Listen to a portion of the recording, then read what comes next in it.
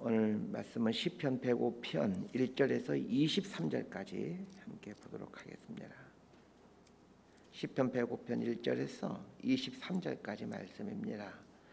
매일 성경은 월요일 본문과 화요일 본문 함께 같이 보도록 합니다.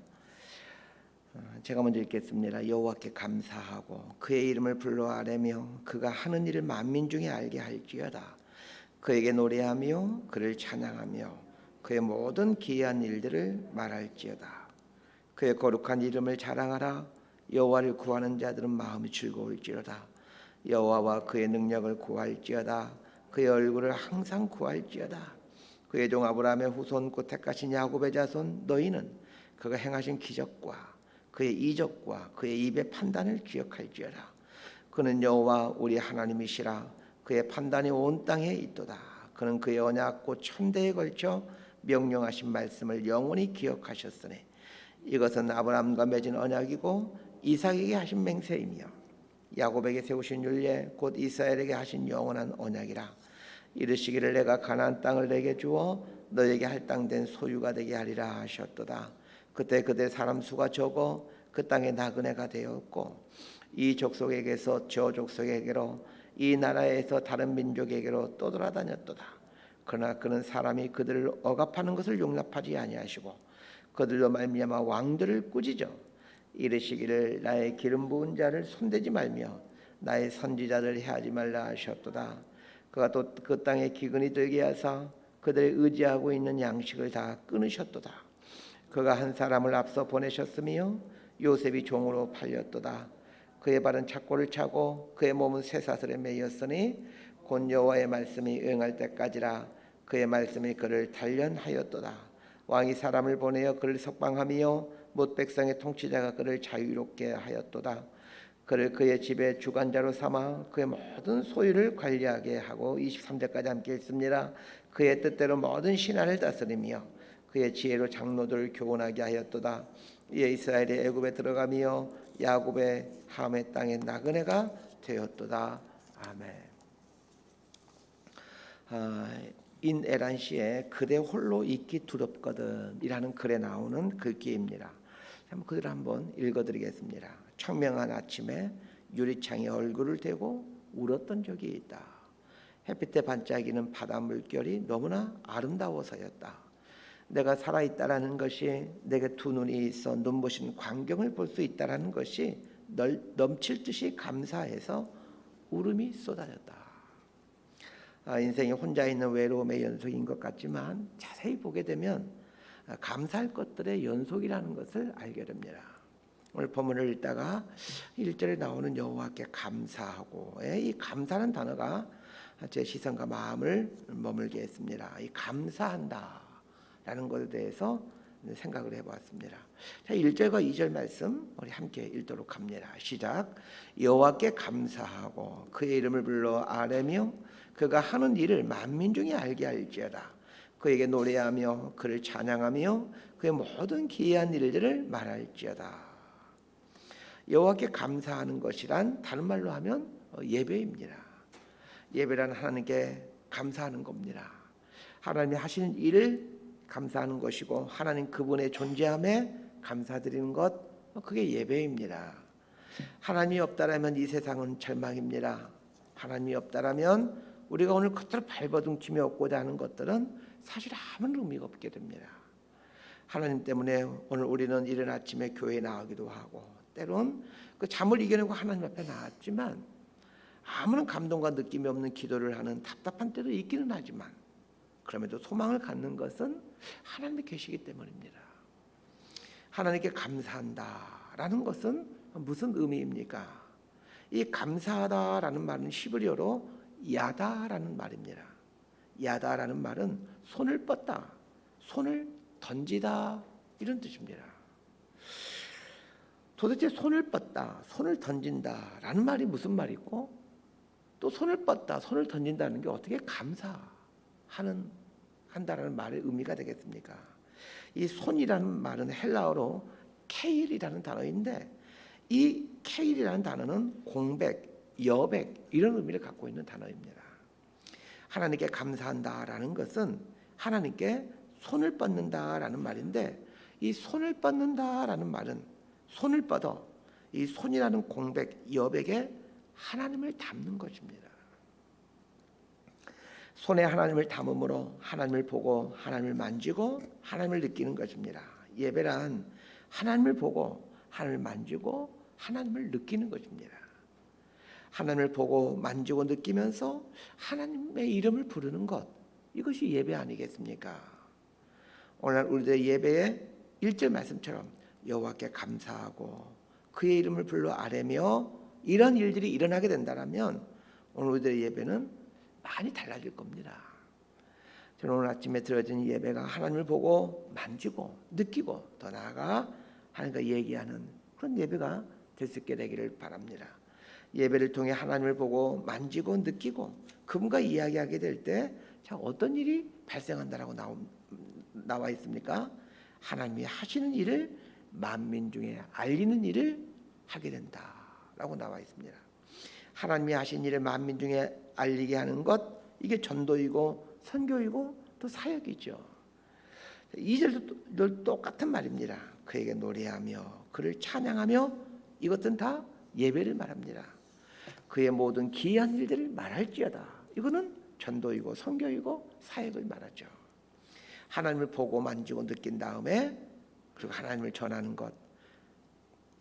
것과 그냥 하나님을 전하는 것은 차원이 다를 수밖에 없습니다. 우리 3절과 4절 말씀 함께 읽도록 합니다. 시작. 그의 거룩한 이름을 자랑하라. 여호와를 구하는 자들은 마음이 즐거울지로다. 여호와 그의 능력을 구할지어다. 그의 얼굴을 항상 구할지어다. 우리가 해야 될 가장 중요한 일이 있다면 하나님 곁에 있는 것입니다. 3절과 4절 말씀을 한마디로 말한다면 하나님 곁에 있는 것입니다. 하나님의 이름을 자랑한다라는 것은 하나님과 가까이 살고 있다는 뜻입니다. 하나님의 능력을 구한다라는 것은 하나님의 손길이 미치는 그런 아주 하나님과 가까이에 있다라는 뜻이고, 하나님의 얼굴을 구한다라는 말은 하나님 바로 앞에 있다, 이런 뜻이죠. 우리가 살 수 있는 유일한 방법이면서 마땅히 살아야 될 모습은 하나님 가까이에서 사는 것입니다. 하나님 보고 내 옆으로 이사 오라고 하지 말고 내가 하나님 옆으로 이사 가야 됩니다. 많은 사람들이 하나님을 자기 옆으로 이사 오라고 해서 하나님이 힘들어하십니다. 하나님이 이사 오는 것이 아니라 내가 하나님께 이사 가는 거예요. 하나님 옆으로 이사 가게 되면 하나님을 자랑하게 되고 하나님의 능력을 자주 구하게 되고 하나님의 얼굴을 자주 보게 됩니다. 이런 게 신앙생활이죠. 자, 5절에서 11절까지 말씀 함께 봅시다. 시작. 그의 종 아브라함의 후손 곧 택하신 야곱의 자손 너희는 그가 행하신 기적과 그의 이적과 그의 입의 판단을 기억할지어다. 그는 여호와 우리 하나님이시라. 그의 판단이 온 땅에 있도다. 그는 그의 언약 곧 천대에 걸쳐 명령하신 말씀을 영원히 기억하셨으니 이것은 아브라함과 맺은 언약이고 이삭에게 하신 맹세이며 야곱에게 세우신 율례 곧 이스라엘에게 하신 영원한 언약이라. 이르시기를 내가 가나안 땅을 내게 주어 너에게 할당된 소유가 되게 하리라 하셨도다. 이 시편 105편은 다윗이 지었다라는 설도 있고 또 바벨론 포로에서 돌아온 어떤 사람 중에 한 명이 지었다라는 설도 있습니다. 누가 지었는지는 그리 중요하지 않습니다. 시편 기자는 하나님께 감사하면서 과거를 기억하라 이렇게 얘기를 합니다. 이 과거를 기억한다라는 말은 과거를 바르게 해석한다라는 말입니다. 여러분, 신앙은 눈에 들리는 말씀이지만 해석하는 능력입니다. 과거에 있었던 사실, 그 있었던 일을 기억하는 것은 사실 아무런 의미가 없습니다. 그 신앙이 전혀 없는 사람들도 과거에 있었던 일을 다 기억할 수 있습니다. 거기에 어떤 의미를 부여해서 기억하느냐가 중요하고 그게 신앙입니다. 신앙이 있다는 것은 과거에 있었던 일들을 어떤 믿음의 눈으로 해석하면서 그걸 기억한다는 의미입니다. 이 재미있는 것은 기억하다라는 말에 사용된 단어가 이 자카르라는 단어인데 이 자카르라는 말은 남성이 되다, 대장부가 되다라는 의미를 갖고 있는 단어입니다. 기억하는 것과 이 남성이 되는 것, 대장부가 되는 것은 도대체 무슨 연관이 있는 것입니까? 이 기억하는 것을 통해서 이 남성이 된다, 대장부가 된다라는 것을 잘 말해주는 것이 12절부터 15절까지입니다. 우리 12절부터 15절까지 함께 읽도록 합니다. 시작. 그때에 그들의 사람 수가 적어 그 땅에 나그네가 되었고 이 족속에게서 저 족속에게로 이 나라에서 다른 민족에게로 떠돌아다녔도다. 그러나 그는 사람이 그들을 억압하는 것을 용납하지 아니하시고 그들로 말미암아 왕들을 꾸짖어 이르시기를 나의 기름 부은 자를 손대지 말며 나의 선지자들 해하지 말라 하셨도다. 그때란 12절에 보면 그때 나오는데 그때란 어느 때입니까?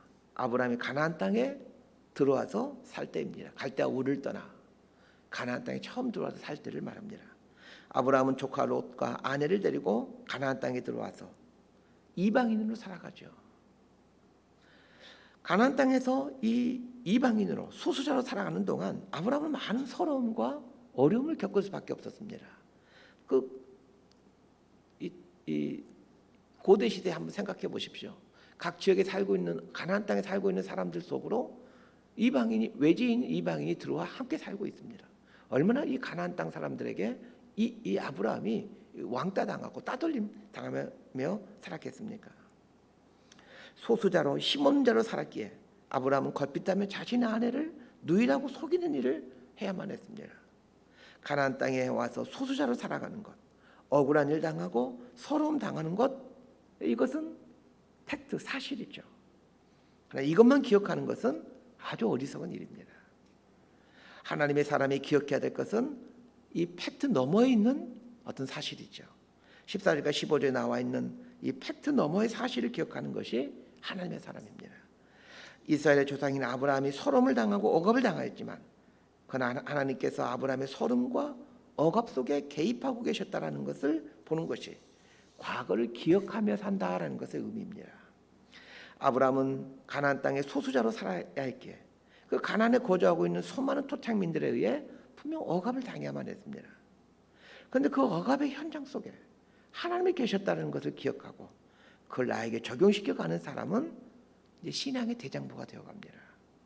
자신에게 일어나는 억압과 고통을 기억하면서 대장부가 되어간 대표적인 사람이 요셉이죠. 그래서 이제 16절 이하부터는 요셉에 대한 이야기가 등장합니다. 우리 16절에서 19절까지 말씀 함께 봅니다. 시작. 그가 또 그 땅에 기근이 들게 하사 그들이 의지하고 있는 양식을 다 끊으셨도다. 그가 한 사람을 앞서 보내셨으며 요셉이 종으로 팔렸도다. 그의 발은 착고를 차고 그의 몸은 쇠사슬에 매였으니 곧 여호와의 말씀이 응할 때까지라. 그의 말씀이 그를 단련하였도다. 요셉이 애굽의 총리가 될 때에 애굽과 가나안 땅에 기근이 들었습니다. 당시에 기근이 있었다라는 것은 팩트, 실제 있었던 사실입니다. 그러나 요셉 때 큰 기근이 있었다, 이것만 기억하는 것은 아무런 의미 없는 그냥 역사적인 지식 한 가지를 아는 것에 지나지 않습니다. 그 기근이 누구에게서 온 것이냐를 기억하는 것이 중요합니다. 자, 누구에게서 기근이 왔습니까? 하나님에게서 기근이 왔습니다. 그래서 16절 보세요. 그가 또 그 땅에 기근이 들게 하사 하나님의 기근을 들게 하셨다는 거예요. 우리가 생각하기는 아니 어떻게 하나님이 기근을 들게 하셔? 하나님은 우리에게 풍요로움과 좋은 걸 주시는 분이 아니신가? 이렇게 생각하기 쉽지만 그렇지 않습니다. 하나님은 우리에게 기근을 주시는 분이기도 하십니다. 자, 그러면 기근이 들게 하는 이유가 무엇입니까? 왜 사람들이 싫어하는 기근을 하나님을 주시는 것입니까? 그들이 의지하고 있는 양식을 끊기 위함입니다. 지금 이 시편을 쓰고 있는 사람은 요셉의 시대보다 최소한 1000년 후대에 있는 사람입니다. 1000년 전에 자신들의 조상이 있었던 그 기근 사건을 어떻게 해석하고 어떻게 해석하며 기억하고 있습니까? 양식을 의지하고 살아가는 그 자세를 끊기 위해서 하나님만을 의지하며 살도록 하기 위해서 하나님께서 기근을 주셨다. 이렇게 해석하면서 그 사건을 기억하고 있습니다. 여러분들도 여러분의 삶에 있었던 과거의 상황들을 이렇게 해석할 수 있게 되기를 바랍니다. 이게 신앙의 힘입니다. 왜 나에게 가난을 주십니까? 왜 나에게 한치 앞이 보이지 않는 캄캄함을 주십니까? 왜 나에게 억울함을 주십니까? 이유는 간단합니다. 양식을 의지하지 않도록 하기 위함입니다. 그리고 하나님만 의지하도록 하기 위함입니다. 요셉이 애굽의 노예로 팔려갑니다. 이방 땅의 노예로 팔려가는 인생에게 무슨 희망이 있겠습니까? 이거 완전한 절망 아닙니까?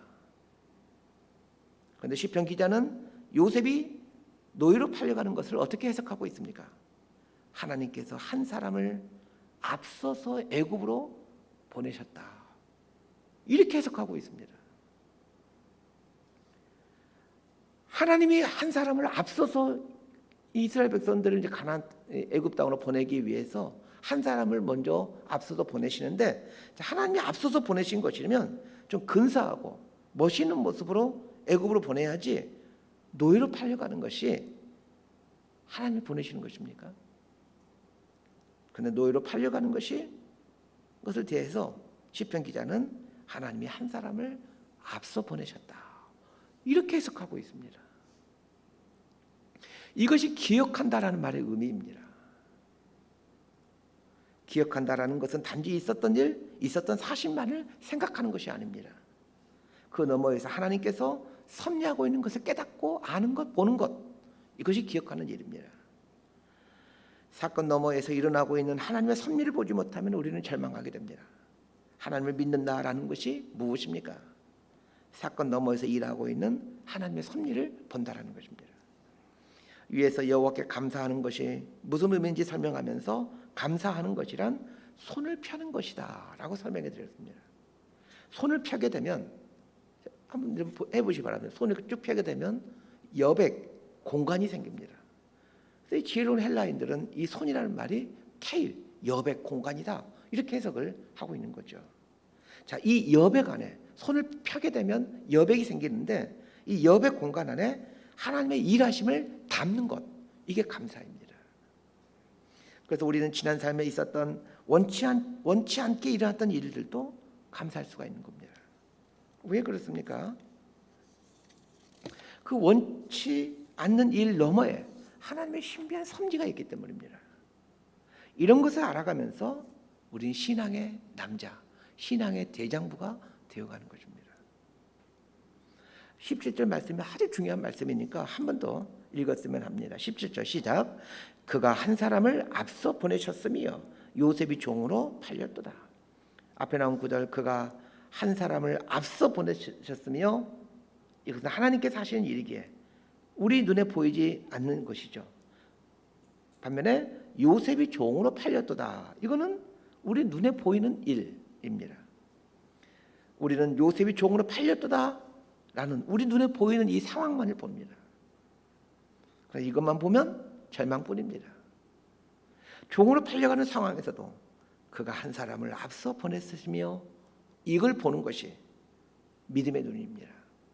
요셉의 착고에 차이고 쇠사슬에 매여 노예 시장에서 팔려다니는 것, 감옥에 들어가서 죄수로 살아가는 것, 이 모든 것들이 요셉을 단련시키기 위함이었습니다. 하나님께서 요셉을 애굽에 앞서 보내셨다라고 그런 눈을 갖게 되는 것, 이것이 과거의 사건을 기억하는 것이라는 의미를 잘 알았으면 좋겠습니다. 자, 20절에서 23절까지 말씀을 함께 봅니다. 시작. 왕이 사람을 보내요 그를 석방하며 무백성의 통치자가 그를 자유롭게 하였도다. 그를 그의 집의 주관자로 삼아 그의 모든 소유를 관리하게 하고 그의 뜻대로 모든 신한을 다스리며 그 지혜로 장로를 교훈하게 하였도다. 이에 이스라엘의 애굽에 들어가며 야곱이 함의 땅에 나그네가 되었도다. 요셉이 하나님 말씀에 의해 단련된 후에 애굽의 총리가 되죠. 요셉이 애굽의 총리가 된 이후 이제 가나안에 살고 있던 자기 아버지 야곱과 그의 형제들을 애굽으로 이주시킵니다. 자, 총리가 된 아들이 있는 애굽으로 내려가는 것이 좋은 일입니까? 나쁜 일입니까? 좋은 일이죠. 애굽에 내려가서 호의호식하게 되는, 일생에 둘도 없는 그런 기회입니다. 그런데 시편 기자는 이 사건을 뭐라고 말을 합니까? 23절 보세요. 이에 이스라엘이 애굽에 들어가며 야곱이 함의 땅에 나그네가 되었도다. 애굽 땅에 가서 나그네가 되었다, 이렇게 표현하고 있습니다. 아들이 총리가 되어 있는 나라인 애굽 땅에 이 부푼 꿈을 안고 애굽으로 가고 있는데 그걸 해석하면서 애굽 땅에 나그네가 되었도다 이렇게 해석하고 있습니다. 이처럼 눈에 보이는 사실과 그 사실 너머에서 벌어지고 있는 상황은 사실은 전혀 다른 것들입니다. 우리는 우리에게 일어나는 고통스러운 일 너머에서 진행되고 있는 이 하나님의 일을 볼 줄 알아야 합니다. 반대로 우리에게 일어난 그 좋은, 우리가 원하는, 우리가 기대하는 그 좋은 일들과 사건들 속에서 그 사건 너머에 있는 또 다른 의미를 볼 줄 알아야 합니다. 그래야 좋은 사건 앞에서, 내가 원하는 사건 앞에서도 자고하지 않고 겸손하게 하나님의 은혜를 구하게 됩니다. 이러면서 사람은 신앙의 대장부, 남자가 되어갑니다. 말씀 정리합니다.